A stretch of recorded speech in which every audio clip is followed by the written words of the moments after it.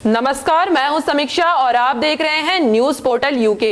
चलिए बढ़ते हैं आज की कुछ खास खबरों की ओर। हर खबर पर है हमारी पहली नजर। उत्तराखंड की बुलंद आवाज। आप देख रहे हैं न्यूज पोर्टल उत्तराखंड। उधम सिंह नगर जिले की जसपुर विधानसभा क्षेत्र में जसपुर पुलिस और एलआईयू विभाग को बड़ी सफलता हाथ लगी। पुलिस ने काशीपुर रोड के शेर पंजाब ढाबे के पास से 180 पेटी लदा एक कैंटर पकड़ा। बता दें, यह पेटियां अरुणाचल प्रदेश की थी। वहीं आरोपी से पूछताछ के बाद पता चला कि यह अवैध शराब जसपुर विधानसभा सीट से बसपा प्रत्याशी अजय अग्रवाल ने चुनाव प्रचार के लिए मंगवाई थी। पुलिस ने अब दोनों के खिलाफ मुकदमा पंजीकृत कर कार्रवाई कर रही है। कल एक सूचना मिली थी जिसमें जसपुर कोतवाली पुलिस और एलआईयू के द्वारा संयुक्त रूप से कार्रवाई की गई है। इसमें एक कैंटर जो कि शेरे पंजाबी ढाबा है, वहाँ पर कोई ट्रक की सूचना थी कि वहाँ से शराब को कहीं ले जाया जा रहा है। तो इस सूचना पर मौके पर पुलिस पहुँची तो ट्रक को जो है बरामद किया गया। तो इसमें वास्तव में शराब थी, जिसमें 180 पेटी शराब थी जो अरुणाचल की थी बनी हुई। और एक अभियुक्त जो है इसमें पकड़ा गया राहुल, और वो दूसरा जो है चालक भाग गया कैंटर छोड़ के। तो राहुल को पूछताछ में उसने बताया कि ये अजय अग्रवाल जो है अभी करंट में प्रत्याशी हैं बसपा से, इनके यहाँ काम करता है और उन्हीं के निर्देश पर वो उसको किसी लाला के यहाँ ले जा रहा होगी। और 180 पेटियाँ हैं, ये अरुणाचल से बनी हुई हैं, तो इसको वहाँ से लाए गए मुरादाबाद की तरफ। रामनगर में बाघ के आतंक से चारों ओर भय का माहौल बना हुआ है। बता दें, मालधन क्षेत्र के तुमड़िया डैम में बाघ 2 दिन से गन्ने के खेत में अपना डेरा जमाकर बैठा हुआ है। वहीं खेत के पास ही आबादी वाला क्षेत्र है, जिससे ग्रामीणों को बाघ के हमले का भय सता रहा है। ग्रामीणों और वन विभाग की टीम ने बाघ को भगाने के कई प्रयास किए, लेकिन बाघ गन्ने के खेत से निकलने को तैयार नहीं। ग्रामीणों का कहना है कि जैसे ही बाघ को किसी के आने की आहट महसूस होती है तो वह जोर से दहाड़ने लगता है और उन पर हमलावर हो जाता है। अगर जल्दी बाघ को पिंजरे में कैद नहीं किया गया तो वह कोई बड़ी अनहोनी कर सकता है। इसके चलते वन विभाग ने बाघ को पकड़ने के लिए अपना पिंजरा लगाने की कार्रवाई की बात कर रहा है। सुबह आए गन्ना काटने के लिए, हम गन्ना काट रहे थे। कल भी हमने काटा और सुबह भी हम आए काटने के लिए। तो अंदर गन्ने के खेत में टाइगर घुसा हुआ है, तो वो कल भी काटने लगे। तो औरतें छीलने छूलने वाली भी आई, जैसे मेरे साथ वाले और भी थे गन्ना काटने वाले दूसरे खेत वाले।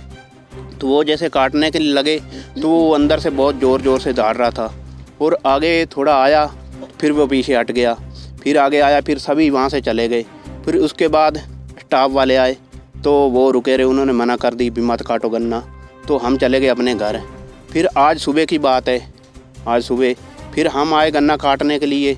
तो फिर अभी हमने गन्ने में एक गंडासा मारा ही है, इतनी देर से फिर बोलने लगा। तो फिर उसके बाद चले गए। फिर उसके बाद डीपो साहब आए।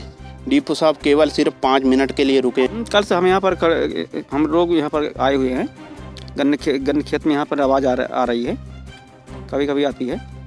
तो हम मौके पर हैं यहाँ पर। जैसे गतिविधियाँ होंगी हम अपने उच्च अधिकारियों को भी हम सूचित कर रहे हैं। रेंजर साहब भी हमारे आए थे, उन्होंने भी देखा मौके की स्थिति। हाँ, डीओ साहब भी आए थे, उन्होंने बताया कि कल तक हम कुछ कार्रवाई कर देंगे अगर नहीं गया यहाँ से। तो उसके लिए हम यहाँ पर मौके पर हैं। यहाँ पर कोई घटना इससे नहीं हो पाएगी जहाँ तक हमारा अनुमान है। सरोवर नगरी नैनीताल में भाजपा प्रत्याशी सरिता आर्य अब विधानसभा चुनाव के लिए तैयार हो गई हैं, जिसके चलते उन्होंने घर घर जाकर चुनाव का प्रचार प्रसार शुरू कर दिया है। वहीं इस दौरान उन्होंने कहा वह नैनीताल के विकास कार्यों के लिए हमेशा आगे खड़ी रहेंगी। साथ ही कांग्रेस पर आरोप लगाते हुए उन्होंने बताया कांग्रेस में इतने साल रहने के बाद भी कांग्रेस के शीर्ष नेताओं ने उन्हें दूध में गिरी मक्खी की तरह बाहर कर दिया, लेकिन वह भाजपा की बहुत बड़ी आभारी हैं। उन्होंने महिला का दुख जाना और नैनीताल से आप लोगों के बीच भाजपा का प्रत्याशी घोषित किया। इस दौरान उन्होंने मतदाताओं से अपने पक्ष में वोट करने की अपील भी की। कांग्रेस कार्यकर्ताओं में नई ऊर्जा का संचार करने और नया जोश भरने के लिए देहरादून से प्रियंका गांधी द्वारा की गई वर्चुअल रैली को सुनने काशीपुर में कांग्रेस के कार्यकर्ता बड़ी संख्या में पहुंचे, जहां रैली के बाद कार्यकर्ताओं को बूथ स्तर पर मजबूती से काम करने के साथ ही हर घर तक कांग्रेस की विचारधारा और विकास कार्यों को पहुंचाने का संकल्प लिया गया। साथ ही भाजपा सरकार के विकास के खोखले दावे और महंगाई से आम जनता पर पड़ रही मार से भी जनता को जागरूक करने के लिए कार्यकर्ताओं को नसीहत दी गई। वहीं इस मौके पर कांग्रेस प्रत्याशी ने बताया कि काशीपुर की जनता अब जागरूक हो चुकी है और झूठे दावे और खोखले वादों से जनता भ्रमित नहीं होगी। वास्तविक विकास के लिए कांग्रेस का साथ देगी। जोश और उत्साह बिल्कुल भरा है। सारी नए लड़के यूथ के बिल्कुल पेप्टअप हो गए हैं। जो हल्का सा डाउन उनको फील हो रहा था मौसम और ठंड की वजह से, वो सब उठ के आ गया है लड़के। तो आज अभी आप शाम को देखिएगा 1000 और जुड़ेंगे साथ। भैया उम्मीद तो है, वैसे सबको होती है, जो इलेक्शन लड़ता है कोई हारने के लिए तो लड़ता नहीं, पर हाँ हमारे चांसेस अच्छे हैं। हमारा रिव्यू भी ठीक हो रहा है, सब ठीक चल रहा है। वैसे कोई ऐसी बात नहीं है। आदरणीय प्रियंका गांधी जी ने जो वर्चुअल रैली के माध्यम से कार्यकर्ताओं को संदेश दिया, तो युवाओं में एक प्रियंका गांधी जी को लेकर एक बड़ा उत्साह है, बहुत जोश है। उन्होंने जो जो टिप्स आज हम लोगों को दिए, अभी तक हम सब लोग पूरे जोश के और पूरे उत्साह के साथ चुनाव को लड़ा रहे थे और आगे बढ़ रहे थे।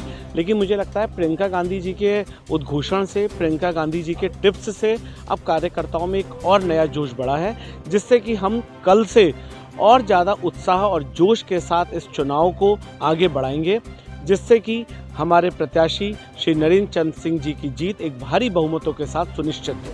मुझे विश्वास है जिस प्रकार से समीकरण है और जनता का रुझान है, जिस प्रकार से परिवर्तन की बयार बह रही है, इस परिवर्तन की बयार में कांग्रेस का प्रत्याशी जीतकर जो 35 सालों का सूखा है वो समाप्त करेगा। उत्तराखंड में आम आदमी पार्टी का चुनाव प्रचार अभियान तेज होने लगा है। वहीं हल्द्वानी में आज दिल्ली सरकार के कैबिनेट मंत्री गोपाल राय ने आम आदमी पार्टी प्रत्याशी समित टिक्कू के पक्ष में एक चुनावी जनसभा की।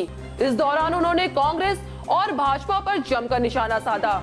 उन्होंने कहा कि पिछले 21 सालों में दोनों पार्टियों ने उत्तराखंड की जनता को बरगलाने का काम किया और यहाँ की जनता ने एक बार कांग्रेस तो एक बार भाजपा को मौका दिया, लेकिन इस बार आम आदमी पार्टी तीसरे विकल्प के रूप में जनता के सामने आ गई है। गोपाल राय ने कहा कि उत्तराखंड के अंदर करीब 45 सीटों पर आम आदमी पार्टी कांग्रेस और भाजपा को कड़ी टक्कर देने जा रही है, जिससे यह साबित होता है कि उत्तराखंड की जनता आम आदमी पार्टी के साथ है। समय कम है, लेकिन जनता 21 साल से इंतजार कर रही थी झाड़ू की। लोगों को 21 साल से विकल्प की तलाश थी। 21 साल से लोग तैयारी कर रहे थे कि उत्तराखंड को विकल्प मिले और हम इन कांग्रेस भाजपा की राजनीति से मुक्त हों। इसलिए जनता इस चुनाव को लड़ रही है। आज आम आदमी पार्टी का चुनाव पार्टी नहीं, जनता लड़ रही है। हर वो आम आदमी जो उत्तराखंड में बदलाव चाहता है, जो स्कूल अस्पताल चाहता है, जो बिजली पानी चाहता है, वो एक बार बदलाव करने के लिए आगे बढ़ रहा है। और इसीलिए उत्तराखंड के अंदर एक कांग्रेस भाजपा के समानांतर एक अंडर करंट दिख रहा है जो उत्तराखंड में बदलाव लाने जा रहा है। लोग कह रहे हैं ना कि सर केजरीवाल फ्री दे रहा है। भाई नेताओं को तो अब तक फ्री मिलता था। आम आदमी पार्टी कह रही है कि भाई नेताओं को जब फ्री देते हो तो पैसा तो जनता का है, तो जनता को क्यों नहीं मिलना चाहिए? या तो सबका खत्म करो या सबको दो। क्योंकि यही कांग्रेस को जब सरकार बनाने का मौका मिला तब काम क्यों नहीं किया इन्होंने? तो कांग्रेस को मौका दे चुकी पब्लिक, भाजपा को मौका दे चुकी। हमें 5 साल का दिल्ली में मौका मिला, हमने काम कर दिया। इनको 20 साल मौका मिला, ये नहीं कर पाए। तो इसलिए कांग्रेस भाजपा वादा और धोखा यही करती रही है। इसलिए लोग बदलाव चाह रहे हैं और आम आदमी पार्टी के साथ इसीलिए लोग खड़े हैं कि दिल्ली में जो हमने वादा किया उसको हमने पूरा किया। अभी तक जनता के पास कांग्रेस और भाजपा के अलावा कोई विकल्प नहीं था। इस बार आम आदमी पार्टी आई है और जिस तरह हम जनता के बीच जा रहे हैं, एक अंडर करंट है जनता के बीच में। और जिस तरीके से एक आम आदमी पार्टी की स्वीकार्यता है, मैं पूरी जनता को हृदय से आभार प्रकट करना चाहूँगा कि जिन्होंने इतने कम समय में इतने हाथों हाथ हम लोगों को लिया है। तो आने वाले समय में आप देखेंगे उत्तराखंड में जो आम आदमी पार्टी है वो सरकार भी बनाएगी। उधम सिंह नगर जिले के तराई पश्चिमी वन प्रभाग की पतरामपुर रेंज के तुमड़िया डैम परिसर में आज वर्ल्ड वेटलैंड डे मनाया गया, जिसमें तराई पश्चिम वन प्रभाग, डीएफओ और समस्त वन विभाग स्टाफ के साथ साथ क्षेत्रवासी भी मौजूद रहे। वहीं इस मौके पर वनों और वन्य जीवों को कैसे बचाया जाए इसकी जानकारी दी गई। साथ ही वनों का हमारे जीवन में कितना महत्व है इसकी भी जानकारी दी गई। ये तराई पश्चिमी वन विभाग रामनगर में कुमड़िया डैम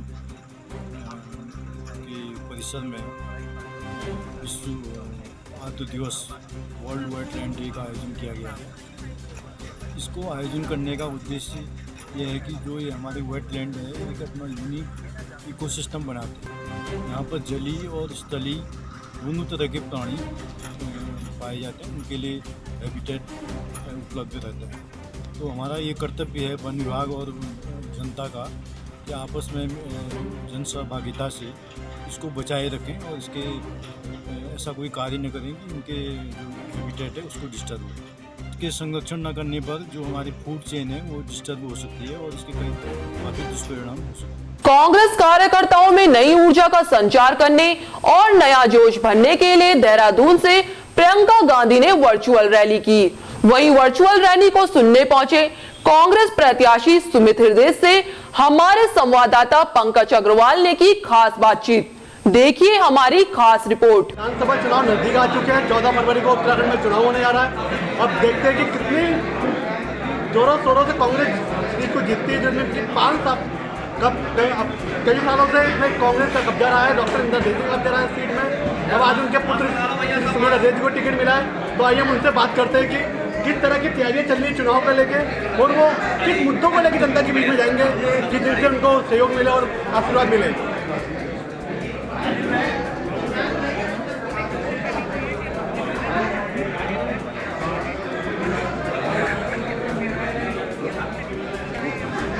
तो आप जानना चाहेंगे कि 2022 के चुनाव नजदीक आ चुके हैं। 5 सीटों में चुनाव, विधानसभा चुनाव होने की 14 के चुनाव है। आप किन मुद्दों को लेकर बात कांग्रेस जनता के बीच जाएंगे आप?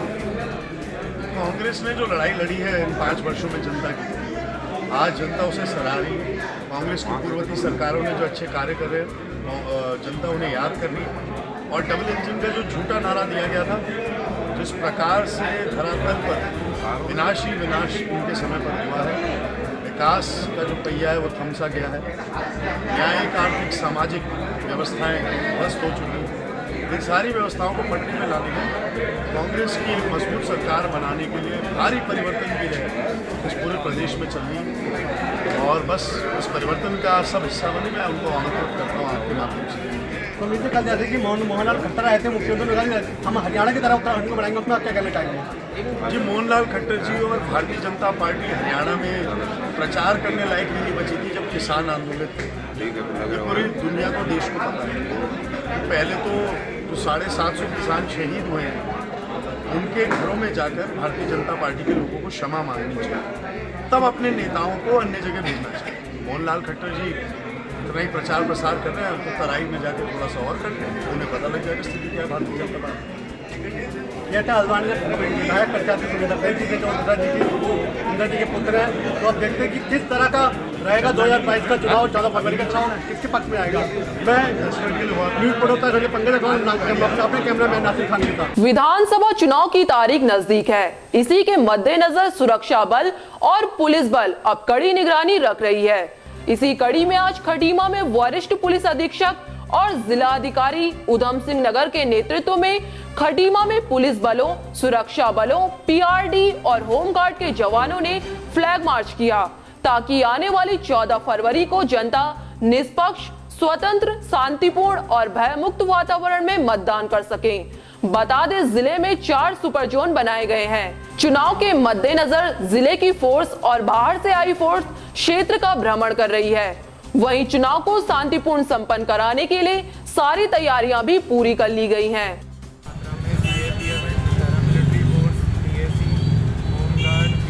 सबका आगमन कर लिया गया, पर्याप्त मात्रा में फोर्स किया है। तो जल्दी ही वल्नरेबल और क्रिटिकल पुलिस स्टेशन जो है वो आइडेंटिफाई करके वहाँ पे अतिरिक्त फोर्स दिया जाएगा। इसके अलावा जो जोनल सेक्टर मैजिस्ट्रेट के साथ पुलिस अधिकारी लगाए जाएंगे। पूरे जनपद में 4 सुपर जोन बनाए जा रहे हैं, जिसमें 2 एडिशनल एसपी और लगाए जाएंगे।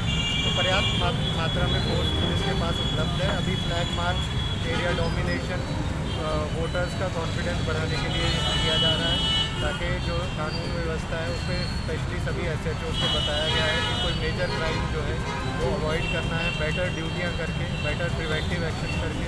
तकरीबन 62 बैरियर हमारे ज़िले में चालू हैं जहाँ पे चेकिंग की जा रही है। अच्छी मात्रा में 67 लाख हमारा कैश बरामद हो चुका है और तकरीबन हमारे पास 250 पेटी के आसपास शराब पकड़ी जा चुकी है। उसके बाद NDPS के मामले के हैं वो भी अच्छा उसकी संख्या है और 95% शस्त्र जमा हो चुके हैं। तो कुल मिला के जो प्रिवेंटिव एक्शन है और जनपद में कोई ऐसी कानून व्यवस्था की स्थिति नहीं है। तो सभी से अपील है, कोविड क्योंकि चल रहा है, कोविड नॉर्म्स के लिए इलेक्शन कमीशन काफ़ी अलर्ट है, तो उसका पालन करें, सभी लोग सहयोग करें, शांतिपूर्ण चुनाव यहाँ पर जरूर हो। क्योंकि 14 फरवरी को विधानसभा निर्वाचन है और हमारे पास बहुत अन्य जगहों से भी फोर्सेस आई हुई हैं, उनको हम जितने भी हमारे क्षेत्र हैं उन क्षेत्रों का भ्रमण करवा रहे हैं, एरिया सेंसिटाइजेशन करा रहे हैं ताकि उनको एरिया की फेमिलियरिटी हो जाए।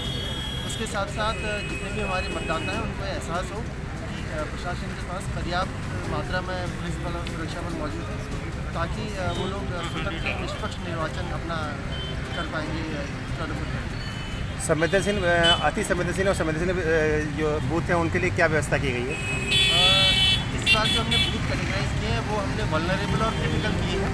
तो जो वल्नरेबल बूथ है उसमें आधा सेक्शन सेंट्रल पैरामिलिट्री फोर्सेस हम दे रहे हैं। उत्तराखंड में आज कांग्रेस महासचिव प्रियंका गांधी ने उत्तराखंडी स्वाभिमान प्रतिज्ञा पत्र यानी कि उत्तराखंड के लिए कांग्रेस का घोषणा पत्र जारी कर दिया है। कांग्रेस ने घोषणा पत्र में 5 लाख परिवारों को सालाना 40,000 रुपए देने का बड़ा ऐलान किया। साथ ही पार्टी ने 4 लाख युवाओं को रोजगार देने का वादा भी किया। कांग्रेस ने घोषणा पत्र में हर गांव हर द्वार स्वास्थ्य सुविधाएं देने का भी ऐलान किया। साथ ही कांग्रेस ने यह भी कहा कि राज्य में कांग्रेस की सरकार आने के बाद गैस सिलेंडर के दाम 500 रुपए के पार नहीं होंगे। वहीं भाजपा पर आरोप लगाते हुए प्रियंका ने कहा कि पीएम मोदी ने 16,000 करोड़ रुपए में अपने लिए 2 हेलीकॉप्टर खरीदे। भारतीय जनता पार्टी के राष्ट्रीय अध्यक्ष JP नड्डा कल रामनगर में जनसभा को संबोधित करेंगे। प्रदेश प्रवक्ता विनय रोयला ने पार्टी प्रत्याशी दीवान सिंह बिष्ट के साथ आयोजित पत्रकार वार्ता में बताया कि पार्टी के राष्ट्रीय अध्यक्ष JP नड्डा गुरुवार को उत्तरकाशी जिले की गंगोत्री व नैनीताल जिले की रामनगर विधानसभा में एक जनसभा को संबोधित करेंगे। वहीं रामनगर में MP इंटर कॉलेज मैदान पर जनसभा दोपहर 2 बजे शुरू होगी। साथ ही मौसम खराब होने पर कार्यक्रम को पैट पड़ाव रामलीला सभागार में वैकल्पिक इंतजाम भी किए गए हैं। कल माननीय राष्ट्रीय अध्यक्ष श्री JP नड्डा जी उत्तराखंड के प्रवास में अपना चुनाव कैंपेन के अंतर्गत आ रहे हैं और कल वो गंगोत्री विधानसभा में रहने वाले हैं। गंगोत्री विधानसभा में डोर टू डोर कैंपेन जनसभा संबोधित करते हुए 2 बजे रामनगर में पधार रहे हैं। रामनगर में जो MP इंटर कॉलेज है उसके प्रांगण के अंतर्गत जनसभा होगी। उस जनसभा का डोर टू डोर कैंपेन है, उसके बाद यहाँ से प्रस्थान होगा। और इसी के साथ मैं बताना चाहता हूँ कि हमारे पूर्व में आदरणीय अमित शाह जी गृह मंत्री भारत सरकार ऑलरेडी चुनाव प्रचार के लिए उत्तराखंड में आ चुके हैं। कल राष्ट्रीय अध्यक्ष जी आ रहे हैं और अन्य केंद्रीय नेतागण भी जल्दी उत्तराखंड में पधार रहे हैं। साथ में कल 70 विधानसभाओं पे हमारी चुनाव रैली हुई है और इसी के साथ में लगातार जो चुनाव कैंपेन चल रहा है, सभी अपने केंद्र के वरिष्ठ नेतागण, प्रदेश के वरिष्ठ नेतागण, कार्यकर्ता सभी जनता के बीच में अंतिम बिंदु तक पहुंचने की पूरी कोशिश कर रहे हैं। और उसके आधार पर जो जनता का प्यार और स्नेह और हमारा पिछला विकास कार्यक्रम और आदरणीय मोदी जी के जो निर्देशन में सरकारों ने कार्य किया है, कार्यकर्ताओं ने जो संगठन के रूप में रचना बनाई है, उसके आधार पर अनुमान है कि भारतीय जनता पार्टी भारी बहुमत की ओर आगे बढ़ रही है। हर खबर पर है हमारी पहली नजर। उत्तराखंड की बुलंद आवाज। आप देख रहे हैं न्यूज पोर्टल उत्तराखंड।